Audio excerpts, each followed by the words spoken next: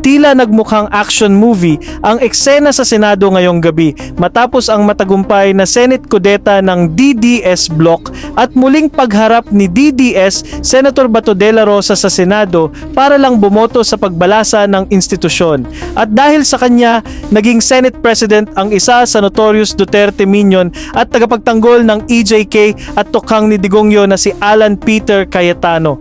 With 13 votes for Senator Alan Peter Cayetano and 9 votes for Senator Tito Soto and 2 abstention, Senator Cayetano is hereby elected as the new Senate President. Mga ilang oras lang pagkatapos niyan, hindi naman natinag ang mga miyembro ng National Bureau of Investigation na umaaligid para kay Bato na nauna nang naisyuhan na ng subpina ngayong araw lang din. Sila po nag-imbita sa akin kaya papasok ko.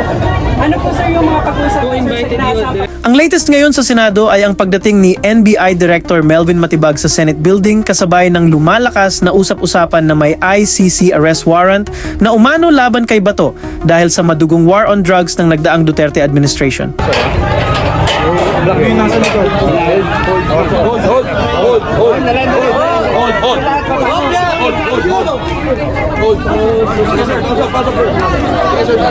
Habang umiinit ang tensyon, napaulat pa ang konfrontasyon sa pagitan ng mga tauhan umano ng Senate Office of the Sergeant at Arms at mga NBI agents dahilan para mag-lockdown ang Senado. ginagawa yung trabaho niya. Ang nangyari dito, mag-process dito yung mga pagkalakal niya.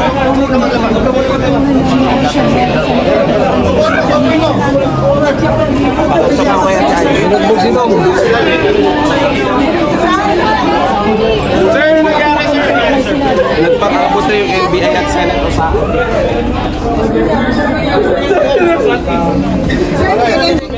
Bandang 7:30 naman ngayong gabi, inalis ang lockdown sa Senate Building pero nanatiling naka-lockdown ang mismong compound. Ginawa lang namin yung trabaho, putang ina, kami pinagkaanuan.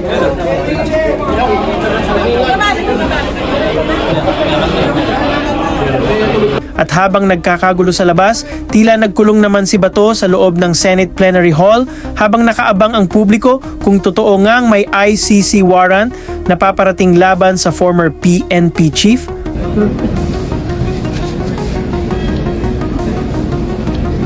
Sa labas ng Senado, dagsa ang mga pro-Duterte supporters, vloggers at mga kaalyado ni Bato na sumisigaw ng Free General Bato at Duterte.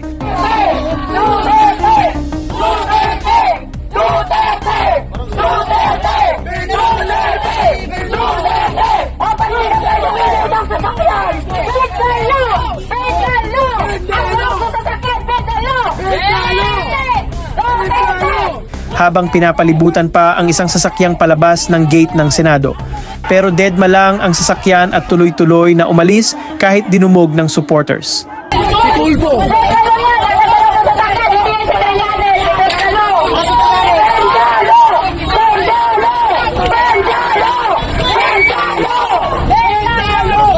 Samantala, todo depensa rin si DDS Senator Rodante Marcoleta na kinuwestiyon kung bakit umano kasama si former Senator Antonio Trillanes sa issue ng pagsisilbi ng ICC warrant. What is the authority of the National Bureau of Investigation in executing, for example, even if for the sake of an argument that the ICC issued a warrant of arrest against Senator Bato? As far as I know, Mr. President, the counterpart of the Interpol, which is the serving arm of the ICC in executing warrants, the Interpol's counterpart in this country is PCTC, which is the Philippine Center for Transnational Crimes. At tinanong pa niya kung si former Senator Trillanes na nga ba ang sheriff ng ICC. The NBI is chasing Senator Bato for an apparent warrant of arrest which the former Senator Trillanes has been showing around that he got a warrant of arrest and he is personally serving it to the senator. The first question is former Senator Trillanes now the sheriff of the ICC? Mas lalo pang naging dramatic ang eksena nang sabihin ni Marcoleta na pinipigilan lang daw nila ang unlawful arrest ng kanyang kaalyadong si Bato. As I said earlier, Mr. President, this is not only an assault to our colleague, but principally it is an assault, an insult to this institution. Dumating din sa Senado si DDS Attorney Jimmy Bondoc at ipinakilala ang sarili bilang isa sa mga legal counsel ni Bato de la Rosa. And of course, it is our belief that it is a violation of parliamentary immunity kapag po inaresto si Senator Bato. So we're trying to prevent this unlawful arrest, and hopefully we can appeal to the senses of the parties acting behind this arrest. When did you first receive the order, sir? When did you first receive the notice that Senator De La Rosa might be arrested anytime? No, it's all from the media. We haven't received any formal notice, at least in our office. No, that's why we're here to confer with our friend and our client to make sure that all the papers have been processed properly and served. No? So for now, what we know is that walang alam ang aming kampo sa move na ito. So we must be slow to judgment at hindi po natin pwedeng hayaan na hastily ito mag-occur kasi otherwise baka maulit na naman ang nangyari sa ating former president. Ngayon maraming nagtatanong, kung walang warrant, bakit parang crisis mode ang Senado?